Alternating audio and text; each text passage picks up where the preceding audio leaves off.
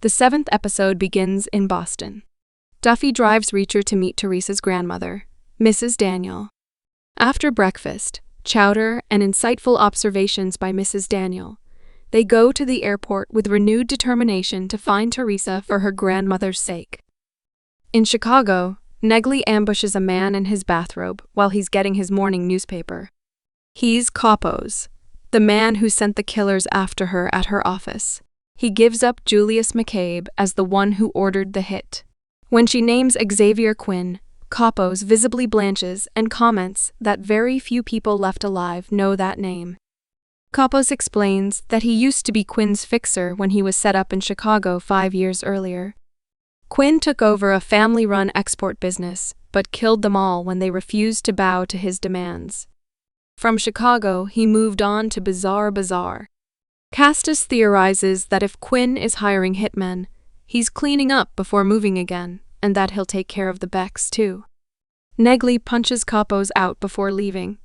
In an LA motel room, Duffy and Reacher review the inadmissible footage of drug kingpin Darren Pra. All his competitors are dead, thanks to Beck and Quinn's weapons. She tells Reacher that she and Elliot tailed Pra for a few days and discovered he has a very established routine. Reacher sees something on the video and asks Duffy to enhance the image. He points it out to her, but she doesn't understand its significance. Reacher insists it means they've got Pra. He makes a phone call to a contact willing to help them out. Duffy is excited to finally bust Pra, commenting that every con gets a certain look like her ex did when she showed him a screenshot of her cousin Rhonda's messages with him. She asks how this will help their situation in Maine. Reacher says that if it all works out, their odds of success go up to 25%. She asks if that's for taking down Quinn or saving Teresa. Reacher assures her that, having met Mrs. Daniel and knowing how Duffy works, he won't put Teresa's rescue at a lower priority than Quinn's demise. He goes on to praise Duffy's qualities. She tears off her shirt and starts kissing him, saying her previous protestations no longer apply because she now knows who he really is. They fall into bed together.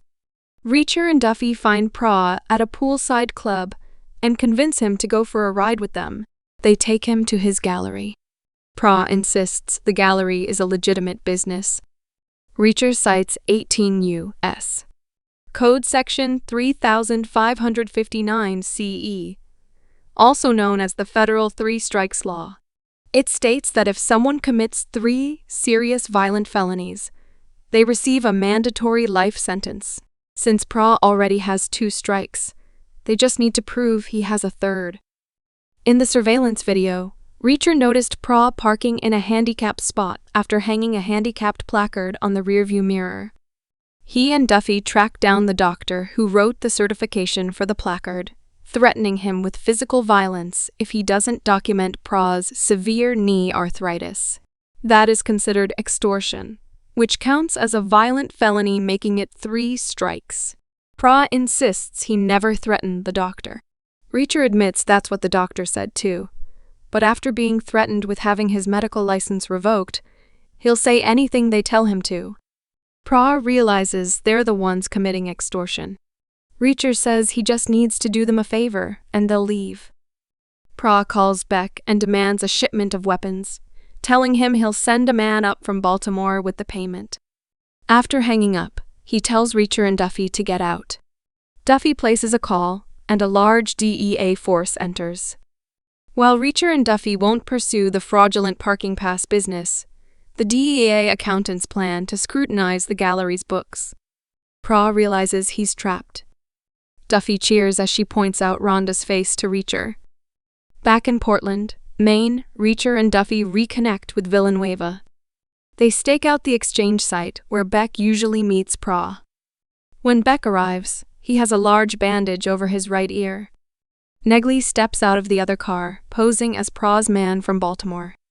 When Beck approaches her, she tells him to act like they're making a gun deal for the driver guarding his vehicle. She informs him that Reacher sent her and that if he doesn't play along, he and Richard are as good as dead. She asks for the time and place of the big buy so they can take care of Quinn before he kills them.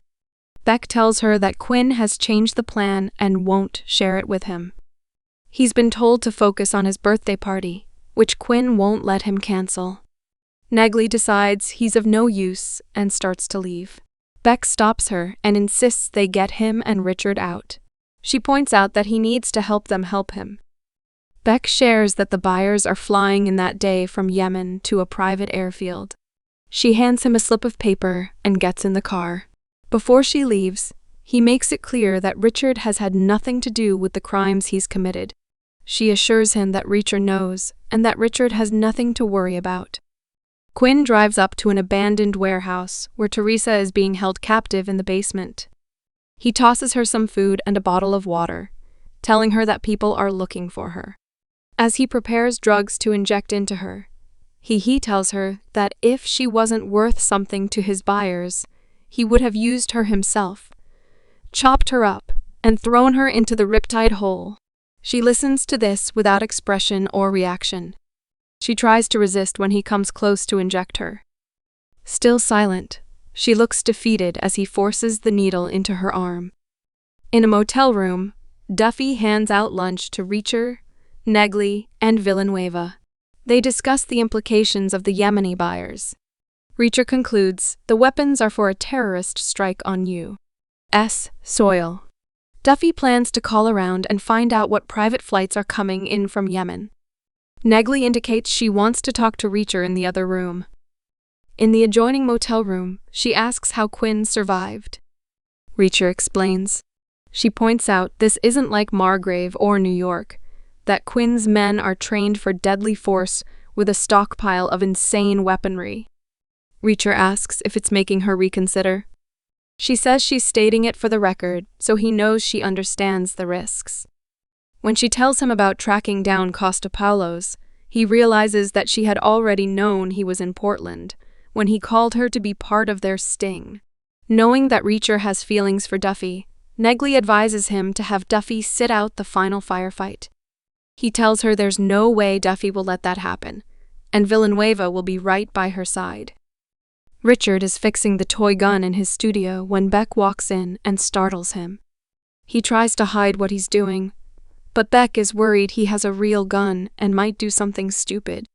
Beck lifts the cloth and finds the toy. Richard explains it'll take a day for the epoxy to set. Beck is stunned. He tells Richard how he used to play with his toy gun as a child. They talk about how Richard changed after his mother died, and Beck admits he was purposefully cold and cruel, believing that way Richard wouldn't mind losing another parent. Beck apologizes for his mistakes and promises he'll never let McCabe or his goons hurt Richard again. He tells Richard he loves the toy gun and, putting it down, he hugs his son. At the airfield, Negley watches the Yemenis get off their plane and into hired cars. Reacher checks in by phone. She confirms the buyers have arrived and are moving. McCabe sits at Beck's desk in his office, drinking scotch. Beck comes in to report the storehouse is ready for the buy. McCabe orders him to go count inventory. As the trucks are being loaded, Beck asks where the trucks need to go once they're loaded. McCabe tells him the buy is going down at the salvage yard at 9:00. He expects Beck to leave his birthday party to make the sale. There will be time for cake with Richard afterward. Beck says Richard is going to the movies during the party, but McCabe grabs him by the one good ear he has left and makes it clear that Richard stays in the house until the buy is completed. He wonders why Beck wants Richard out of the house so badly and accuses him of trying to screw him over. Beck relents and agrees that Richard will stay in the house. Negley tails the Yemeni entourage to their accommodations and checks in with Reacher. He tells her to stay on them so they can close in on both sides of this weapons deal. Beck calls just then and tells Reacher the buy is happening at 9 at the Bullhead salvage yard. Duffy and Villanueva come in and tell Reacher they want to bring in the ATF for the buy at the salvage yard, since there will be a lot of guns and they'll be outnumbered. Reacher is reluctant because the ATF will try to keep him from taking down Quinn. He doesn't want Quinn to face justice, he wants vengeance. Duffy is firm on this decision. She's sitting down with the ATF. If Reacher doesn't like it, she says he shouldn't come. Reacher leaves to get coffee.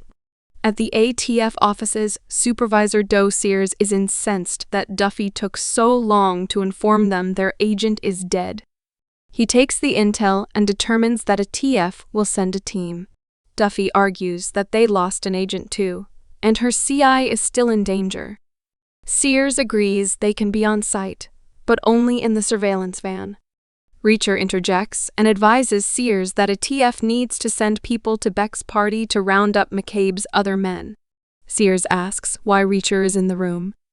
Reacher describes the agreement he made to take down Quinn.